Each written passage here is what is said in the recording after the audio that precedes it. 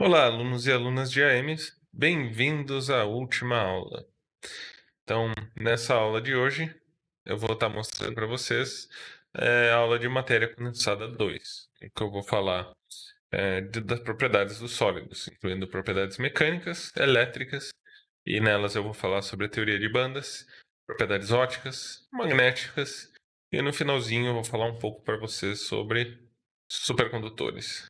A bibliografia, eu usei o Watkins de Paula e sessões 8 a 12, mas algumas coisas eu não usei do Watkins. Eu vim então para duas apostilas aqui da USP, que estão, eu acho, um conteúdo mais adequado para a disciplina de propriedades ópticas e também de propriedades magnéticas. Então, vamos falar inicialmente sobre propriedades mecânicas dos sólidos. Basicamente, as propriedades mecânicas são as relações entre duas grandezas, que é a tensão aplicada no material, ou seja, a força dividida por uma área. Aqui eu não estou falando de pressão, porque pressão é quando a gente aplica em todas as direções igualmente, mas eu vou detalhar isso em breve. E a deformação, ou seja, a distorção resultante. Então, depende da força e como você aplica essa força, como o material se distorce em relação a isso. Então, esse, basicamente, é o que vai definir as propriedades mecânicas do material. O campo, então, que estuda essas relações entre tensões versus deformações é a reologia, ok?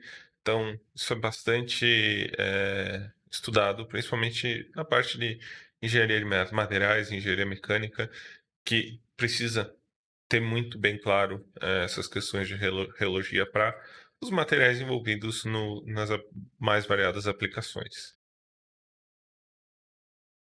Ok, então como eu mencionei para vocês, pressão é quando a gente tem essa tensão nas três direções. Aí, os tipos de tensão que a gente pode ter no material é uma tensão uniaxial, ou seja, só em direção de um eixo, como eu estou mostrando aqui para vocês. Então aqui tem, nesse eixo que eu defini aqui, eu só aplico uma tensão nessa direção e o material vai responder de uma certa maneira, com uma deformação. Outro tipo de tensão é a tensão de cisalhamento. Então aqui, como eu estou mostrando, eu aplico então uma força nessa direção nessa ponta e nessa direção nessa ponta. Isso vai tender a torcer esse material. Basicamente, esse é o estudo do cisalhamento do material. E também eu vou ter uma deformação específica para esse tipo de tensão aplicada. Por fim, então, eu tenho a tensão hidrostática, que seria em todas as direções. Seria algo como uma pressão que a gente sofre, por exemplo, pressão atmosférica, é em todas as direções igualmente. Então, essa pressão hidrostática também vai levar a uma certa deformação no material. As deformações eu vou falar agora para vocês, quais elas, como elas agem no material e quais são as deformações possíveis. Então, a gente tem que entender os regimes das deformações, ok? As pequenas tensões elas vão causar deformações elásticas. Já grandes tensões vão causar deformações plásticas. É mais fácil explicar para vocês isso com um gráfico e algumas imagens. É o que eu vou mostrar aqui para vocês. Então, a gente tem essa região inicial, que é a região de transformações elásticas.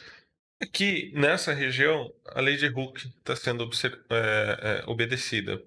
Então, você tem uma relação Kx, ok? Então, você aplica uma tensão, o material vai sofrer uma deformação. Vamos pensar que se for uma tensão uniaxial ao longo desse corpo de prova aqui, que é bastante usado na engenharia. Então, eu vou esticar um pouquinho esse material se eu aplicar uma tensão puxando as duas pontas para fora. E depois que eu aplicar essa tensão puxando as duas pontas para fora, eu parar de aplicar a tensão, o material volta então para a posição inicial. A deformação então é elástica, que obedece à lei de Hooke. Se a tensão passa a ser muito maior, Então, eu já começo a sair de uma relação linear da tensão com a deformação. E isso a gente já começa a ter então, formando um pescoço aqui no nosso corpo de prova. E isso vai acontecer, quando isso acontecer, então eu paro de voltar ao ponto que eu estava antes aqui. Então, se eu parar de aplicar atenção aqui para o material, ele provavelmente volte com uma reta para cá ou alguma curva um pouco diferente ainda. Mas o que pode acontecer normalmente é uma reta que vai descer aqui, então eu vou ter um comprimento do meu corpo de prova maior do que o comprimento inicial. E assim segue. Então, eu começo a formar o pescoço vai se expandindo até o ponto que eu tenho Aqui eu já estou tendo um aumento do pescoço até o ponto que ele vai simplesmente romper.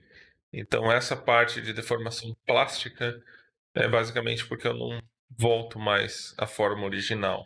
Ok? Então, quando a gente está no regime elástico, a gente está voltando à forma original. Isso é fácil de ver num corpo de prova desse aqui. E se você pensar, por exemplo, a barra de metal, que você entorta ela um pouquinho, ela volta ao normal. Mas se você entortar ela um pouco mais, ou seja, se eu aplicar uma tensão um pouco maior, ela não vai mais voltar ao normal, ela vai ficar dobrada. Então ocorreu uma deformação plástica. Então são esses os regimes. Por isso que é importante, a gente sempre fala, quando ensina lá desde fenômenos mecânicos para vocês, regime elástico, são deformações pequenas. Por exemplo, sua molinha, que você usa lá nos experimentos de fenômenos mecânicos, se você deformar ela demais, ela tem uma deformação plástica e ela não volta mais para sua forma original. Então a gente sempre tem que cuidar para ter deslocamentos pequenos o suficientes para se manter nesse regime elástico aqui.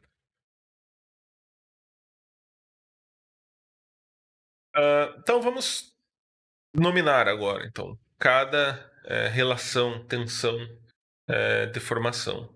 A primeira é devido à tensão uniaxial, que é o módulo de Young.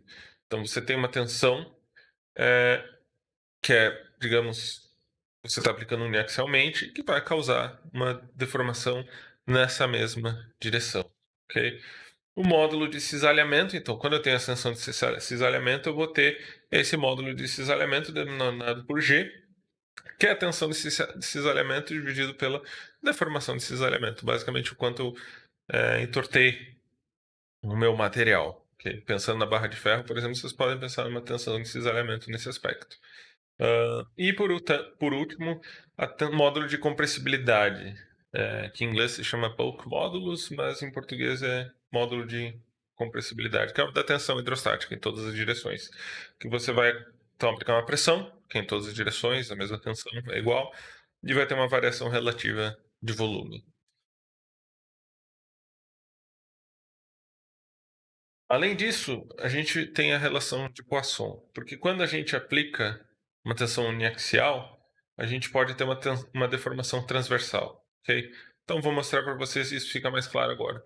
Então, se eu aplico uma tensão uniaxial nessa direção, o módulo de Young vai nos dizer só o que eu vou ter de deformação nessa direção normal, a tensão que eu apliquei. Então, estou aplicando essa tensão nessa direção aqui. Então, eu só teria uma compressão ou esticamento nessa direção. Mas o que ocorre no material, na verdade, pode ser um pouco mais complexo. Em que, em vez de eu ter só uma deformação nessa direção, eu também tenho uma deformação transversal, que então é descrita pela razão de Poisson. Logo, essas são as propriedades mecânicas dos materiais. Então, essas equações que dizem exatamente como determinar cada um dos módulos tem no Atkins. Eu vou passar a lista para vocês com o exercício resolvido para vocês poderem aplicar essas equações. Mas é bastante simples. Ótimo. Então vamos seguir para as propriedades elétricas dos sólidos. Então, um condutor metálico, por exemplo, primeira propriedade elétrica que a gente observa é que a condutividade dele diminui com o aumento da temperatura. Primeiro, condutor, metal, ele tem uma condutividade alta e à medida que a gente aumenta a temperatura, ela passa a ser menor. Então, metálico, a gente está denominando os materiais que conduzem energia, ok? Com alta condutividade. Os semicondutores, eles também conduzem, mas eles têm uma condutividade bem mais baixa que os metais e ela aumenta com o aumento da temperatura. E isso foi bastante difícil de se compreender inicialmente, mas com a teoria de bandas passa-se a poder entender, então, o porquê disso. Um isolante que há quem categorize dentro dos semicondutores, só que tendo uma condutividade elétrica muito baixa em relação aos outros semicondutores, que já são baixas em relação aos metais. Então, basicamente, também com a teoria de bandas, a gente diz o que é um isolante exatamente, o que é um semicondutor. E supercondutores que conduzem eletricidade sem resistência, que são, digamos, o mais desejado. Só que hoje ainda eles são difíceis de ser sintetizados.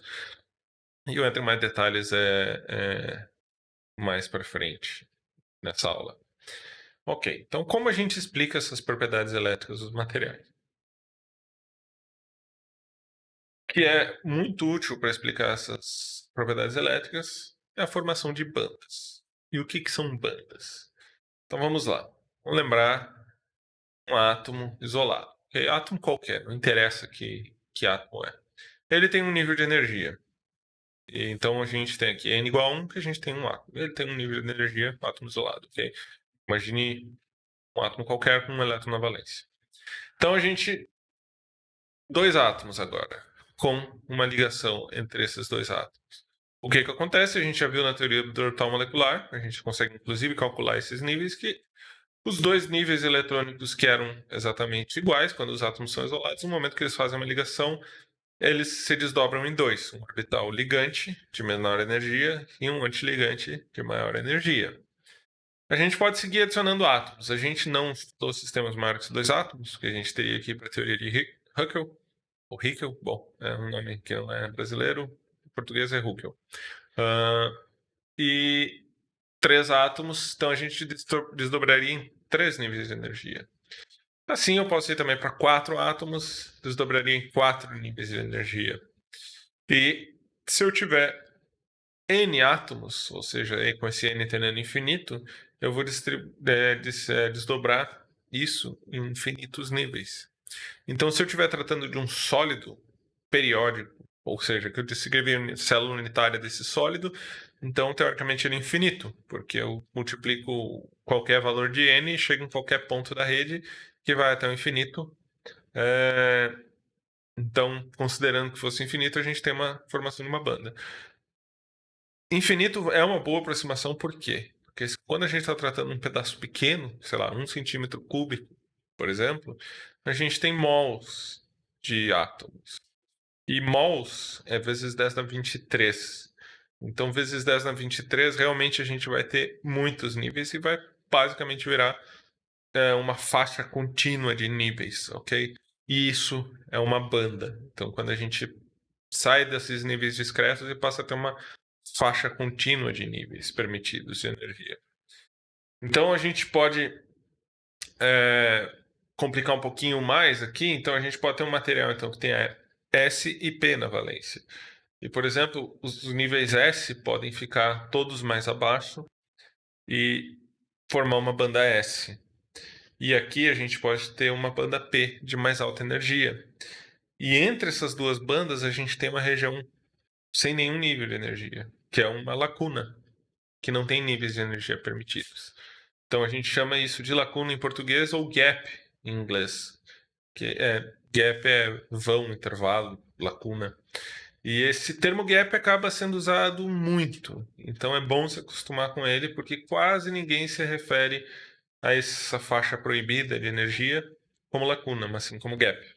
Então eu vou usar o termo em inglês para vocês. Ótimo. Então, basicamente a gente vai ter esse orbital mais baixo com caráter totalmente ligante, o mais alto com caráter totalmente antiligante. Todos os orbitais entre esses dois vão ser uma mistura desses caráteres ligante e antiligante. Obviamente, quanto mais perto do antiligante, mais caráter antiligante. E quanto mais perto do ligante, mais caráter ligante. E o mesmo vale também para a banda P. Okay? Então, assim que a gente forma essas bandas de energia, imaginando que a gente está indo para um sólido, que a gente tem basicamente infinitos átomos ligados. E então, bandas podem se formar e podem ter regiões as quais não tem nenhum nível de energia permitido. Então, elétrons vão ocupando aqui todos esses níveis dentro dessa banda, até que chega a esse ponto máximo da banda S e o próximo elétron vai ter que pular lá para a banda P. Isso vai ser importante para a definição de metal, semicondutor e isolante, ok? Esse gap, essa faixa de energia proibida, vai basicamente dizer se o material conduz ou não energia, e se ele é um semicondutor ou se ele vai ser um isolante.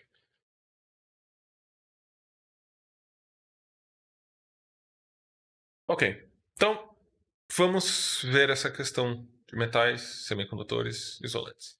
Então, como são as ocupações das bandas? Como eu falei para vocês no slide anterior, a gente vai colocando elétrons assim como a gente colocava lá na teoria do atômico molecular.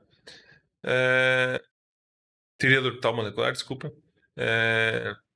A gente ia colocando mais baixa energia para mais alta energia. Então, a gente vai ter essa energia de Fermi, que é a energia do último elétron ocupando uma banda. Então vamos pensar que a gente está aqui numa banda sem gap nenhum, sem lacuna nenhuma.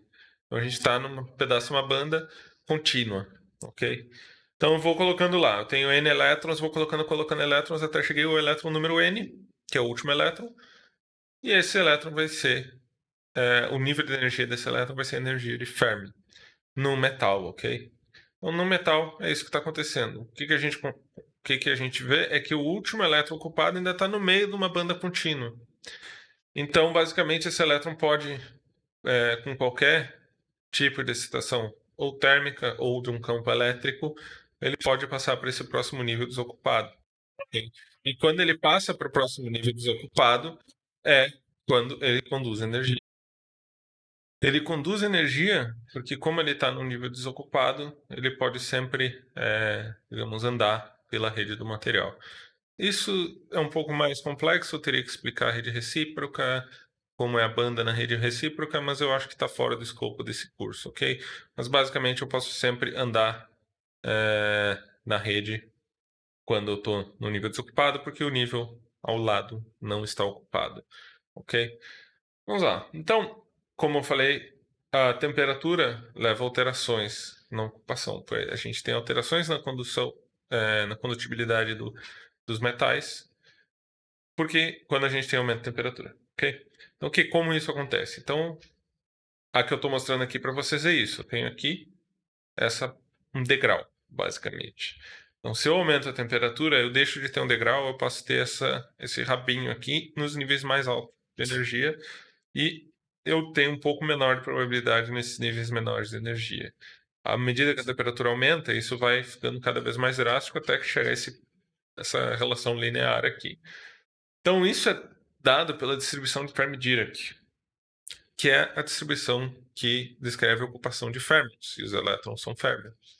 Assim como eu já tinha no início do curso falado para vocês. Por isso que a gente tem o princípio de exclusão de Pauli e vai colocando o elétron nas casinhas, ok? Se fosse bósons, a distribuição era outra. A distribuição de Bose-Einstein. Nessa relação aqui, a gente tem esse μ, que é o potencial químico, que é basicamente o nível de energia quando a probabilidade é igual a 1/2. Ok? Então, quando a energia é muito maior que μ, a gente chega nessa relação linear que eu estou mostrando aqui para vocês. Nesses 1/10, 1/3, a gente já passa a ter algo parecido com essa probabilidade aqui. Mas normalmente a gente fica nessa distribuição de Fermi-Dirac completa aqui, ok? Ótimo. Então, como é a ocupação de banda em semicondutor? Em semicondutores, a gente tem então aquela faixa proibida que eu falei para vocês antes. Então a gente vai ter a banda de valência, que são todos os níveis ocupados, e a banda de condução, que são todos os níveis desocupados. Então, essa é a cara de uma banda de um semicondutor. Então a gente tem uma banda de valência totalmente ocupada, uma banda de condução totalmente vazia. Condução não à toa, por isso que eu estava falando para vocês antes já, Se eu tiver um elétron que cai aqui, ele vai conduzir eletricidade, porque ele pode andar na rede. Então, e esse vai ser o gap. Então, imaginando que a gente formou duas faixas, ou seja, uma banda aqui, e essa está toda ocupada. E coincidiu de eu ocupar até esse último nível aqui. E a gente passa a ter outra banda de mais alta energia que está totalmente desocupada. Mas se eu tiver mais um elétron, ou se esse elétron aqui quiser passar para um próximo nível, ele tem que pular lá para a banda de condução. Que é, basicamente, o que eu estou mostrando para vocês nessa figura da direita. Então aqui a gente tem uma excitação térmica, que vai levar então um elétron que estava aqui no topo da banda de valência para o fundo da banda de condução. E aqui então, se eu aplicar um campo elétrico, eu vou ter condução. Tanto por elétrons aqui na banda de condução, como por buracos aqui na banda de valência, que buraco é a ausência de um elétron. Outro ponto que eu não vou entrar em detalhes nesse curso, que, bom, quem seguir mais específico nessa área vai acabar estudando esse tipo de condução tanto por elétrons quanto por buracos. Isso que eu estou mostrando para vocês é um semicondutor intrínseco. Ok, um semicondutor, digamos que seja totalmente puro, que não é normalmente encontrado na natureza, mas a gente sintetiza semicondutores extremamente puros, como o silício, porque é muito usado na indústria. Então a gente vai ter esse gap e esse comportamento que eu estou descrevendo para vocês. Mas a gente tem também semicondutores extrínsecos. Okay? Esses semicondutores extrínsecos, eles têm uma dopagem ou defeitos na rede, mas na indústria a gente vê isso como usa como dopagem, isso é altamente controlado. Você faz um semicondutor muito puro e dopa regiões dele. Dopar significa o quê? Eu inseri um defeito, ok? Então, se eu estou lá no silício, eu coloco algum átomo que tem um elétron a mais ou um elétron a menos que o silício. Então, basicamente, os vizinhos dele da tabela periódica. Então, se eu colocar um átomo que tem um elétron a menos, não, né? Vários átomos. A dopagem tem uma baixa densidade de defeitos. Basicamente, um defeito a cada 10 a 17 átomos de silício, 10 a... Não, de 12 a 18. 10 a 12 e 10 a 18. Então, um defeito a cada 10 a 12 e 10 a 18 átomos de silício. Então, uma densidade bem baixa de defeitos, que eu substituo um silício por um outro átomo, vizinho da tabela periódica. Se for com um elétron a menos, então eu crio uma banda aceitadora, que é basicamente um nível de defeito um pouco acima da minha banda de valência. Então eu posso popular essa banda aceitadora aqui dos defeitos da dopagem com uma diferença de energia bem menor que a energia do gap, ok? E se eu coloco uma banda doadora, ou seja, um átomo que tem um elétron a mais, eu vou inserir um nível bem perto da banda de condução, que também vou precisar de uma energia bem menor para excitar esse elétron para a banda de condução e conduzir energia. Então, basicamente, isso facilita o uso do semicondutor, porque se eu não tenho que dar uma energia tão grande de diferença para ele poder passar a conduzir tanto por elétron quanto por buraco. Ok, então essa dopagem é o que torna possível a fabricação de dispositivos. Como ela é importante para essa fabricação de dispositivos, eu vou descrever brevemente para vocês o que quais dispositivos são construídos com dopagem, então. Ok. A primeira coisa que foi feita, digamos que é descrita com dopagem, é uma junção NP. Então, junção N é uma junção que tem uma dopagem de átomos com um elétron a mais. Uma dopagem P é uma dopagem com átomos que têm um elétron a menos. Então, se você fizer uma região com dopagem N e outra região com dopagem P, o que acontece é que tem uma recombinação. Então, os elétrons a mais que tem no lado esquerdo, que é tipo N, vão para o lado direito, que é tipo P, até isso chegar ao equilíbrio, vai ter uma camada de depressão, mas detalhes que eu não vou entrar para vocês nesse curso. Mas essa camada de depressão que ela vai criar é o seguinte, ela vai criar um diodo. Então eu só vou passar corrente de um lado. Então se eu aplico um campo, obviamente para até um certo limite de campo. Se você passa o limite de campo, você acaba queimando o diodo e, bom, aí deixa de funcionar no seu propósito original. Mas basicamente, então, eu só vou conduzir energia se eu aplicar um dado tipo de potencial, ok? Se for mais menos ou menos mais, eu só vou conduzir em um dos dois casos, que eu diminuo a camada de depressão e o potencial passa a ser grande o suficiente para conduzir. E para o outro lado, eu só vou estar aumentando a camada de depressão e não vou nunca conduzir energia. Então, essa é a primeira coisa mais simples que se faz com dopagem. Depois disso, então, você tem uma junção NPN ou pode ser PNP também, ok? Isso é o tipo mais rudimentar de transistor que existe.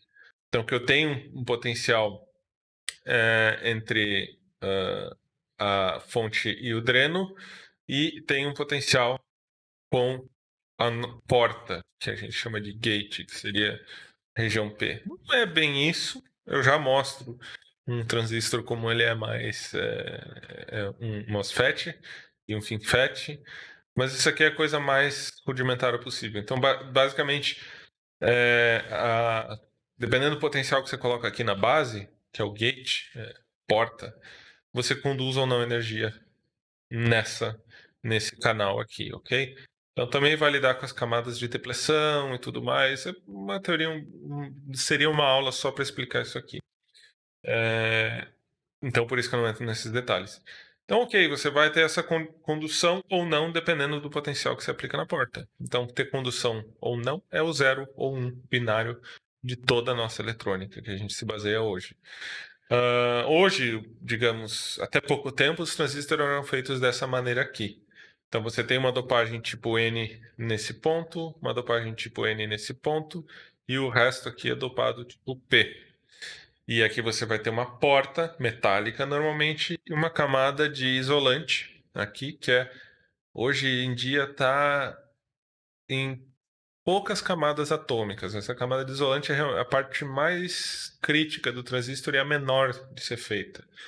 E aqui você vai ter um metal em cima e outro metal em cima, então a fonte e o dreno, e a porta, base, também chamado, e você aplica um potencial entre a fonte e o dreno, deixa ele sempre lá, e aqui, dependendo, você aplicar o potencial acima de um certo nível, vai conduzir pelo canal, que é o canal vai ser essa região aqui, e também vai ser de acordo com as camadas de depressão formadas aqui, então conduz ou não, de acordo com a voltagem que você coloca na porta. E hoje, os transistores fabricados hoje são esse FinFET. Esse é o MOSFET, esse aqui é o FinFET. Então você basicamente faz uma coluna aqui na região do gate.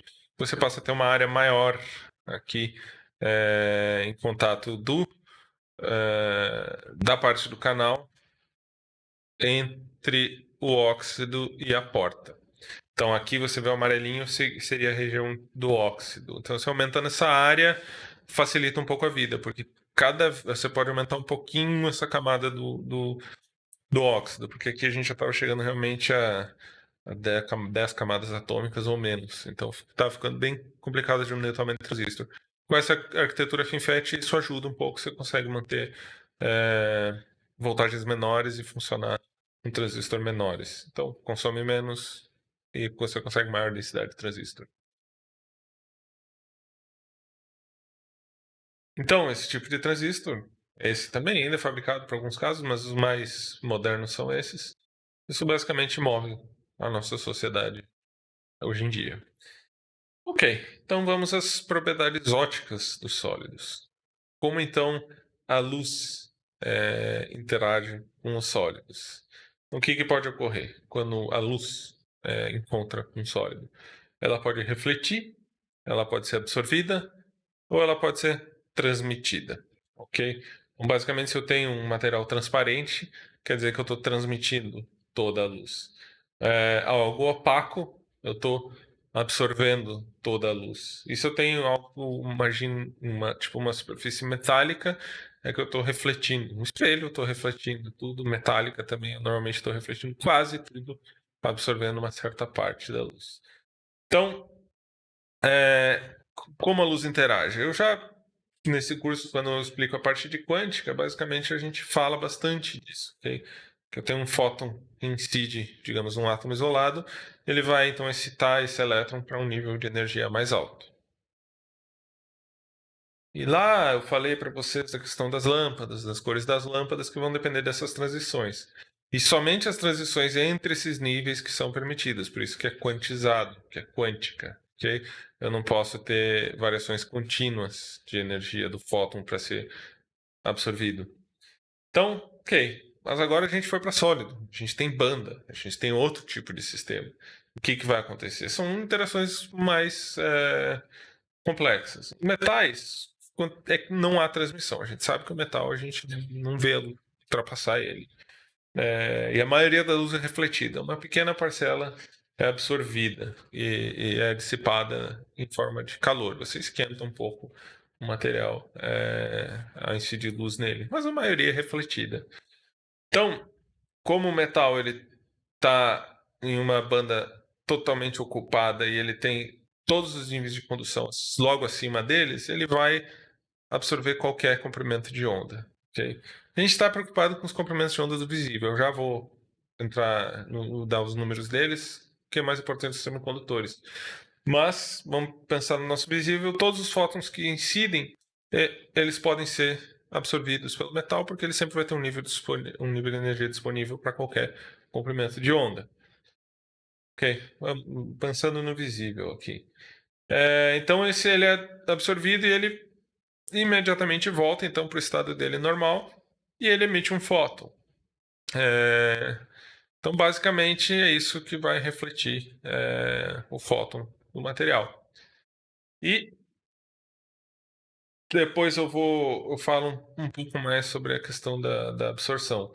E nos não metais? Os não metais, então a gente tem um gap.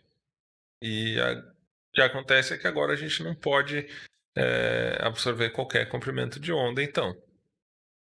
Se eu não posso absorver qualquer comprimento de onda, então eu tenho apenas alguns específicos. Então eu tenho ΔE, aqui eu estou pensando um fóton, um elétron que estava promovido aqui, caiu para esse e é emitido. Então eu teria uma emissão do meu não metal. Mas se eu tiver uma energia menor, que é a energia do gap, eu não consigo absorver esse fóton incidente. Então vai depender do gap, que tipo de comprimentos de onda que eu vou estar absorvendo. Então, basicamente eu estava mostrando para vocês, eu absorvo ou não, dependendo do gap desse material. Se ele não absorve, ou seja, se o gap é maior do que o comprimento de onda do fóton, ele não vai absorver. Então, basicamente, esse material vai ser transparente para o fóton. Então, ele vai ser transmitido, ok? Então, um isolante de alto gap, pensa um diamante, por exemplo, ele é transparente.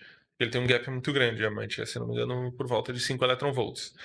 Então, ele vai atravessar como se aquele material não tivesse lá. Tem refração, tem alguma outra coisa, mas basicamente ele não vai ser absorvido, porque ele não tem a energia necessária para promover um elétron para a banda de condução. A refração vai depender do constante elétrica, então eu não vou entrar nesse detalhe agora aqui. Então, absorção, se você tiver então um comprimento de onda maior que o gap, ele pode ser absorvido assim como no metal. E aí então você vai ter um fóton emitido depois, como é mostrado nesse processo aqui. Que digamos, a gente pode falar de reflexão, refletir um outro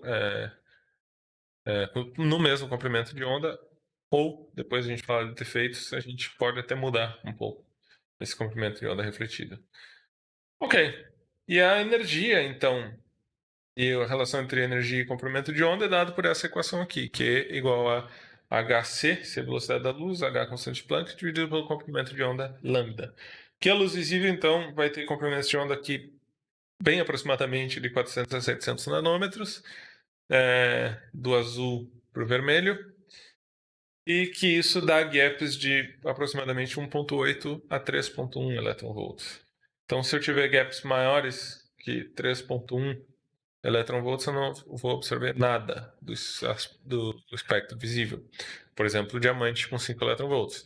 E isso já te mostra o quê? Que o vidro, que é um sólido amorfo, ou mesmo o quartzo, que é a sílica cristalizada, também são transparentes, então elas vão ter gaps maiores que 3,1 eV. Então, eles são isolantes. Normalmente, os materiais transparentes são isolantes porque eles têm um gap muito grande. Agora, se eu tiver gaps menores, eu vou primeiro absorvendo a parte do azul, que é a que tem o menor comprimento de onda, que tem maior energia, e à medida que eu vou baixando, eu vou absorvendo outros comprimentos de onda, até eu chegar a 1,8 eV, que daí eu já estou absorvendo todo o espectro do visível. Ok. Além disso, eu posso falar sobre as impurezas. Então, agora eu posso falar quando a gente vê uma cor diferente, por exemplo, numa pedra preciosa. Por que essas impurezas levam a cores, então? Vamos ver aqui um nível de impureza. Então, assim como eu mostrei para vocês a impureza de dopagem em semicondutor, posso ter uma impureza lá na minha pedra de diamante. E esse nível de impureza, então, se eu incidir o mesmo fóton que eu mostrei na imagem anterior e promover o elétron lá para esse terceiro nível aqui, terceiro ou quarto nível, se eu contar esse é quarto nível da minha banda de condução. Quando ele for descer de nível, digamos, querer voltar para energia para dar energia dele, então ele vai dar esse pulo para um delta E1, que vai gerar um fóton com essa energia delta E1, e outro fóton com delta E2. Então você passa a emitir dois fótons com um comprimento de onda diferente do que foi absorvido.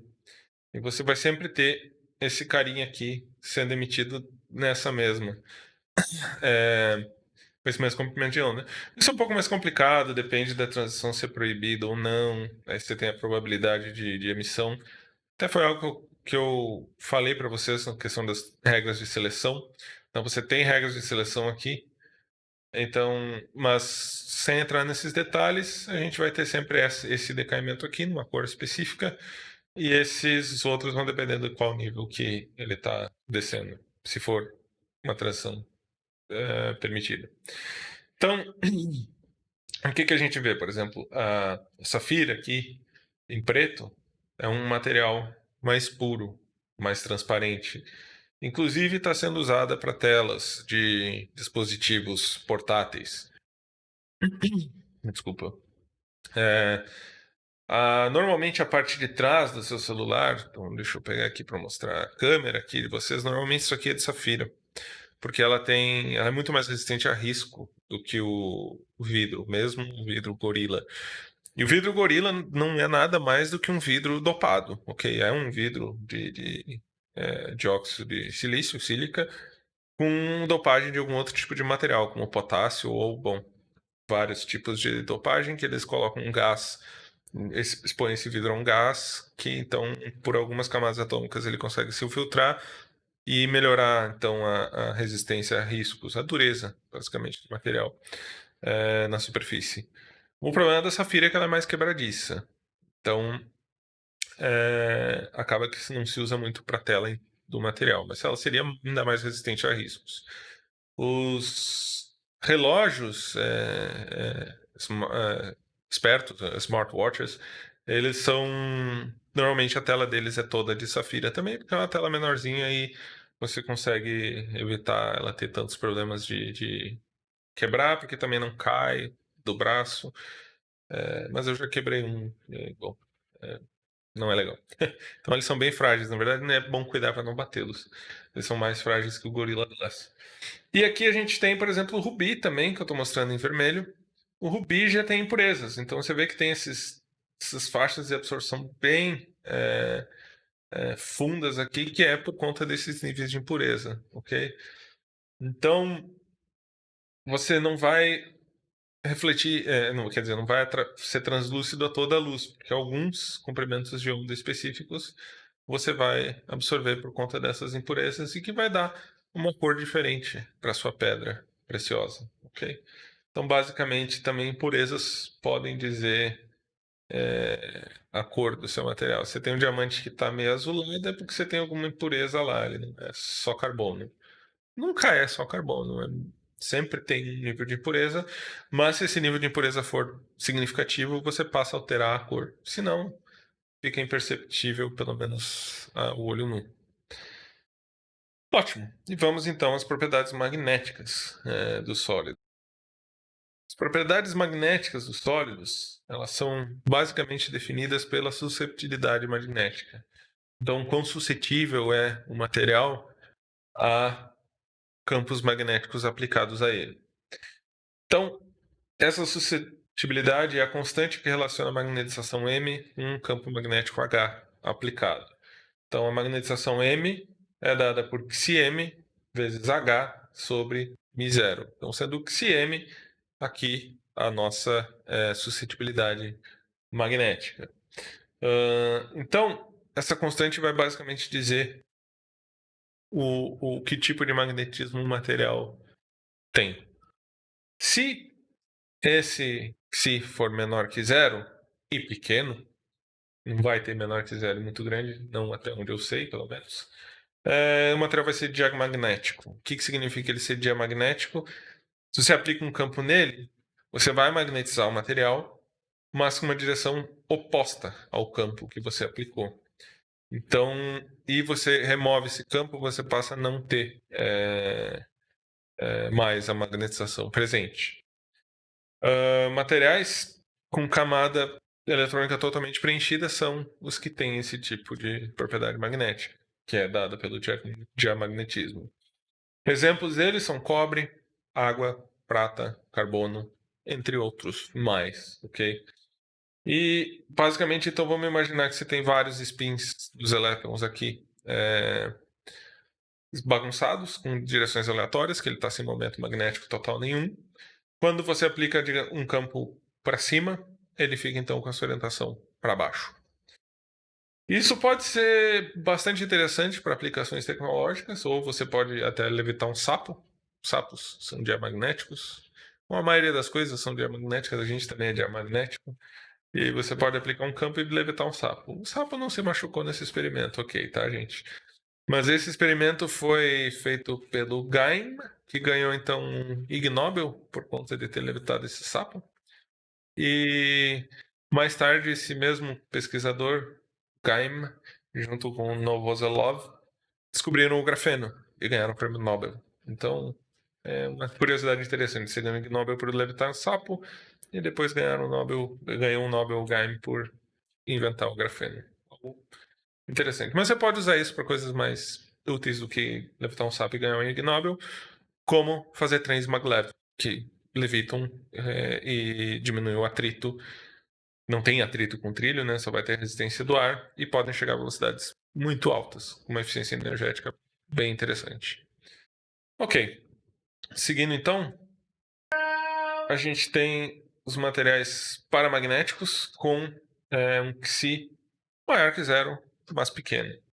Então, os materiais paramagnéticos, eles vão ter os seus dipolos magnéticos se alinhando com o campo aplicado.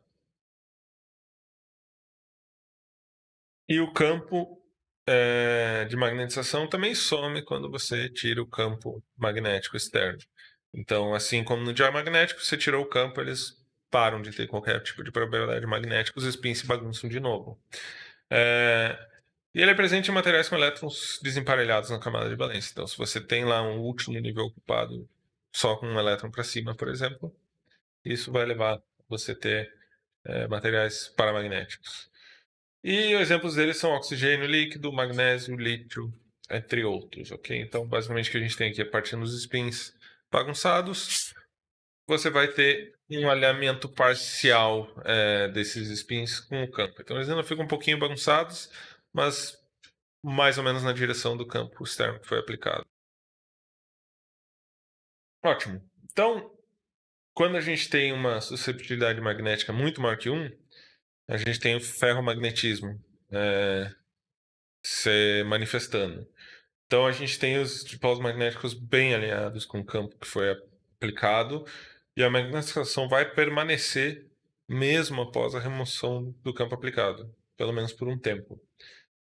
Exemplos disso são metais, como ferro, cobalto, níquel, terras raras, entre outros. São vários materiais que são ferromagnéticos.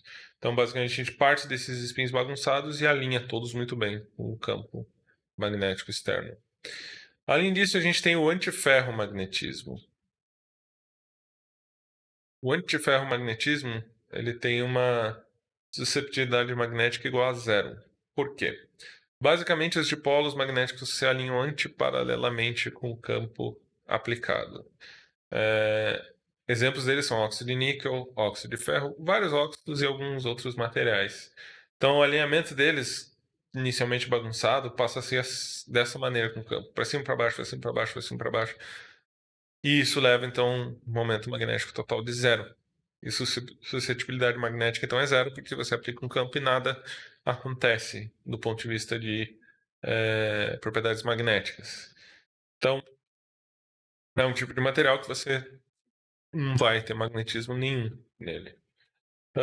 Também a gente tem o ferrimagnetismo. Então, ferro, esse é diferente, esse é ferrimagnetismo, que também tem uma suscetibilidade magnética igual a zero. Mas os dipolos eles se alinham antiparalelamente com o campo com intensidades diferentes. É zero ou pequena, que é essa suscetibilidade magnética. Esse exemplo mais abundante são as ferritas, por isso que é ferri magnético, que basicamente tem um tipo de material que é MoFe2O3. Esse M, então, é um metal que eu posso ter o manganês, o ferro, o cobalto, o níquel, entre outros, ok? Então, essas vão ser as ferritas que vão ter essa propriedade ferrimagnética, que é basicamente um campo grande nessa direção, um pequeno nessa aqui. Então, eu vou ter sim uma suscetibilidade magnética, mas pequena, ok? Bem diferente do antiferro e do ferro. Ótimo. E os supercondutores, então, como um tema final. Então, esses supercondutores eles conduzem simplesmente sem resistência elétrica nenhuma. Ou seja, eles são materiais ideais para linhas de transmissão, por exemplo, circuitos. Vários computadores quânticos acabam usando eles também. Mas é que hoje a gente só consegue sintetizar supercondutores que funcionam a temperaturas muito baixas. Então a gente precisa de temperaturas criogênicas. O recorde hoje é 110 Kelvin, ou seja, menos 163 graus Celsius. E manter um material nessa temperatura é bastante chato. A gente tem que usar nitrogênio líquido e coisas do tipo, e custa caro manter algo tão resfriado assim. Então, eles são explicados pela teoria do Bardeen-Cooper-Schrieffer para baixa temperatura. Esse aqui já é considerado alta temperatura. Aqui, baixa temperatura a gente está falando em 30 kelvins, algo dessa ordem. Essa teoria do Bardeen, do Cooper e do Schrieffer explica. E eu não vou entrar em detalhes dessa teoria porque ela é extremamente complicada. Só citei o nome dela por conta desse cara, o Bardeen, V, da BCS. Ele ganhou um prêmio Nobel pela teoria do BCS que explica a supercondutividade. É o John Bardeen, físico. Isso já quando ele estava trabalhando na academia. Mas ele também ganhou um outro prêmio Nobel por inventar o transistor, que foi outro tema que eu falei na aula anteriormente. Então, quando ele trabalhava no Bell Labs, ele inventou o primeiro transistor de germânio. Então, Bardeen, além de ganhar o Nobel por inventar o transistor e mudar o mundo como é hoje, ele também explicou depois com o Cooper e o Schrieffer a teoria da supercondutividade a baixa temperatura.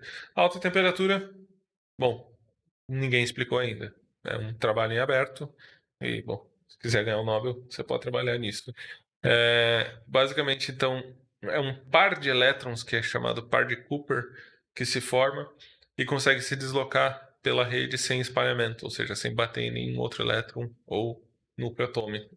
E por isso ele então passa a conduzir, esse par de elétrons passa a conduzir energia sem ter resistência nenhuma. E muito obrigado pela atenção de todos durante esse curso. Espero que vocês tenham um bom recesso depois de entregar o trabalho final. E ideal que todo mundo for aprovado, mas vamos ver o desempenho de vocês.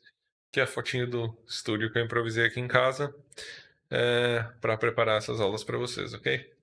Muito obrigado pela atenção, então, e até breve.